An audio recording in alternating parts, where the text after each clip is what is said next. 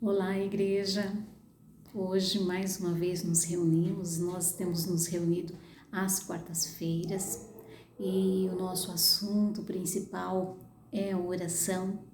Então, por meio da palavra de Deus, nós vamos conhecendo essas histórias e vamos tirando, então, lições para as nossas vidas na nossa caminhada de oração, na nossa caminhada com o Senhor Jesus Cristo, de tal forma que o reino do Senhor possa ser visto na forma como eu e você agimos, pensamos, vivemos. E que bom que nós estamos aqui hoje, que oportunidade maravilhosa de podermos, através da palavra de Deus, pensarmos um pouco mais na nossa vida de oração. Bem, orar é uma prática muito comum de todo cristão. Então, o cristão, ele vai orar, ele vai falar com o Senhor. E nós temos visto no decorrer desses últimos dias que o Senhor Jesus Cristo também ensinou sobre a oração.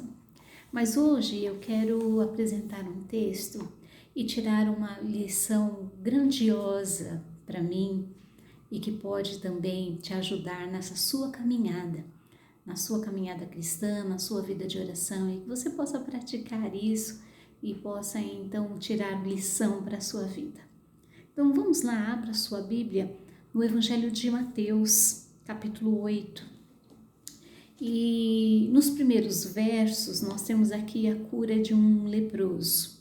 Mas eu gostaria de destacar para você antes que é importante nós entendermos como é que Mateus escreve o Evangelho e com qual propósito. Lembra? No capítulo 8, o Senhor Jesus Cristo vai descer do monte, depois de então ele falar sobre o sermão do monte. Depois de então ele apresentar detalhes e pensamentos a respeito do seu reino. Lembra que o início do Sermão do Monte, ele vai dizendo dessas bem-aventuranças daqueles que então fazem parte deste reino, de como é que é o reino dele. E Mateus ele está muito preocupado, ou seja, talvez a escrita dele se destina principalmente aos judeus. E então, conforme ele vai relatando no Evangelho, ele tem como propósito mostrar que Jesus Cristo é o Messias, aquele esperado. Porque até então, tudo que eles tinham era a figura de Moisés, o grande libertador do povo de Israel. E então agora vem Jesus Cristo. E ele quer apresentar Jesus Cristo como aquele que é o Messias esperado. Portanto, quando ele vai falando da genealogia, né, de onde veio Jesus Cristo, ele está querendo então mostrar que ele é o Messias.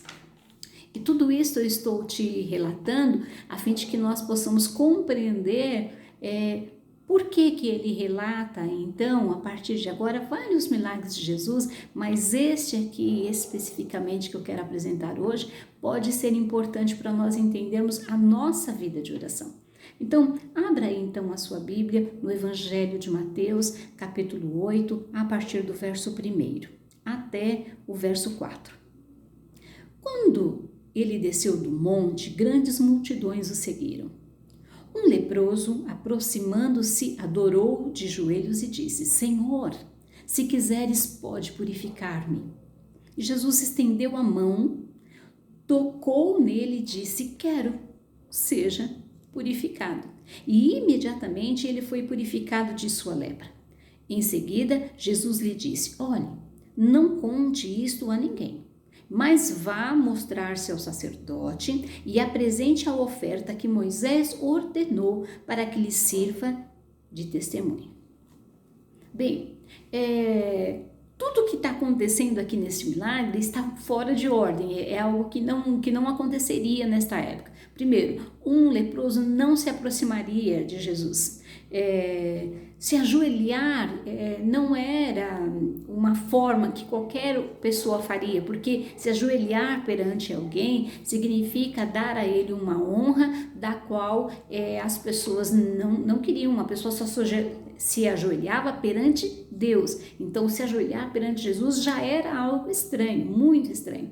E o Senhor Jesus Cristo tocar em um leproso, porque não acontecia isso também, não era possível. Então, ao contrário, um leproso, quando ele ia passar, ele avisava, né, como se ele avisasse metros antes, bons metros antes dele chegar perto da pessoa. Então ele ia avisando, aqui está passando um leproso, ele ia avisando, e a pessoa então se afastava, ou ele se afastava. Então não havia toques. E quando o Senhor Jesus Cristo o toca e o cura, isto é fenomenal. Mas vamos voltar um pouquinho. Primeiro que ele se aproxima perante o Senhor Jesus Cristo e diz a ele: se o Senhor quiseres, pode me purificar. E eu quero pensar agora a nossa oração. Primeiro que todas as vezes que nós nos aproximamos do Senhor, quando nós vamos ao Senhor fazendo um pedido, né, um pedido de cura, um pedido de socorro, é porque nós cremos que o Senhor quer fazer isso. Porque nós cremos que Deus deseja fazer isso por nós. E parece que nesse momento ele apresenta isso perante Jesus e diz assim: se o Senhor quiser, o Senhor pode fazer. Ou seja, é só o Senhor desejar que tudo pode acontecer. E quando eu vou até o Senhor, eu preciso também ir nessa mesma intenção de apresentar para Deus que se Ele quiser, Ele pode fazer. Porém, é muito importante de que nós pensemos que nem todas as coisas que nós queremos acontecem. E aí a gente podia pensar então, né? Então também é sinal de que o Senhor não quer. Então é sinal de que se não está acontecendo é porque Deus não quer. E é por isso que então eu separei esse texto, porque na realidade o Senhor Jesus Cristo, ele promove este milagre e ele envia este leproso até o sacerdote para que ele apresente uma oferta, para que ele também se mostre perante o sacerdote, porque naquela época, quando acontecia estas coisas, e se acontecesse, era necessário que ele fosse até o sacerdote então identificasse que ele foi curado, ele passaria por um tempo, né, um tempo ali de que eles pudessem, como se fosse uma quarentena, esperando então que fosse manifestado de fato essa cura, e aí então o sacerdote o liberava para que ele pudesse então frequentar novamente a sociedade. Então olha, tem toda uma prática, e era o sacerdote que diria que ele foi curado. E como o leproso não era curado, então aconteceu ali um milagre. E se acontecesse ali então um milagre, de quem aconteceu? Por quem que aconteceu? E então ele se apresentar perante o sacerdote significava que o sacerdote iria dar como se fosse um aval de que ali aconteceu um milagre. E qual era então o propósito de Mateus que está escrevendo? Que através desses milagres o Senhor Jesus Cristo fosse reconhecido como Messias. E nós, quando olhamos um milagre relatado na palavra de Deus, a gente talvez se foque muito no milagre. Mas é importante que nós pensemos que é o Messias que realizou este milagre. Então o Senhor Jesus Cristo vem até nós mostrando que Ele tem poder para fazer um milagre, mas ele estava ali depois do Sermão do Monte, proferindo diante de toda a sociedade que Ele era capaz sim de fazer um milagre, que Ele quer realmente curar as pessoas, e de que todos esses milagres, aliás, se você for pegar a partir do capítulo 8, Mateus vai relatar vários milagres que o Senhor Jesus Cristo vai operar ali, e tudo isso era para testificar de que Jesus era o Messias. Então, talvez nós, e essa é a grande lição que eu tiro desse texto, talvez eu e você estejamos indo até o Senhor Jesus Cristo, no desejo que Ele nos cure, que Ele nos liberte, que Ele conceda o que nós queremos. E o Senhor, Ele quer que todas as pessoas se curem. Ele não quer que ninguém morra. Ele não quer que você passe por dificuldade. Ele não quer. Mas Ele também disse que nesse mundo nós teríamos aflições. E que Ele venceu esse mundo. Mas o propósito maior está exatamente nesses últimos versos, porque quando ele vai até o sacerdote vai identificar que aconteceu algo milagroso, algo de Deus. Então, neste momento, alguém vai testificar através dos milagres de Jesus que Jesus é o Messias. E isso importa na nossa vida de oração, porque como é que eu estou indo até o Senhor Jesus Cristo nos meus pedidos?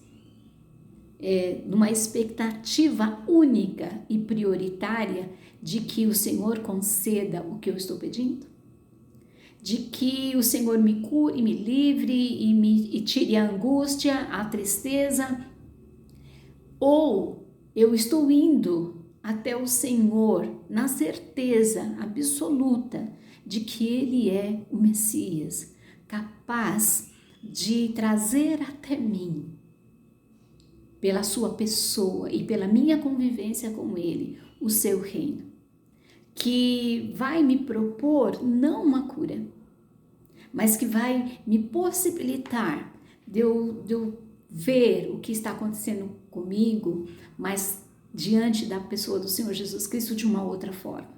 Ou seja, eu vou vivenciar as questões que eu vou vivenciar da melhor forma, porque quem reina é o Messias. Então, esta é a proposta de Jesus, um novo reino de presença do Senhor, de amor, de justiça, de esperança, mesmo diante das nossas dificuldades. E é por esta razão que Paulo, na carta aos Coríntios, na primeira carta aos Coríntios, capítulo 15, verso 19, ele vai dizer o seguinte: se é somente para esta vida que temos esperança em Cristo, dentre todos os homens, somos os mais dignos de compaixão. Então, ir até o Senhor Jesus Cristo na expectativa somente de que Ele nos dê o que nós estamos querendo, isso é de uma pobreza tão grande. Não que nós não devamos ir até o Senhor e apresentar os nossos pedidos, mas que nós cheguemos até Ele sabendo que nós estamos lidando com o Messias e de que nós temos um novo reino, um reino proposto por Ele. Portanto, nesse momento nós podemos descansar, não que nós teremos tudo, mas de que Ele está conosco, de que o seu reino se faz em mim e em você, que nós vamos enfrentar dificuldades, mas o Senhor é presente, que nós vamos passar por tribulações, mas o Senhor, Ele vai nos ensinar, Ele vai nos segurar, Ele vai nos orientar.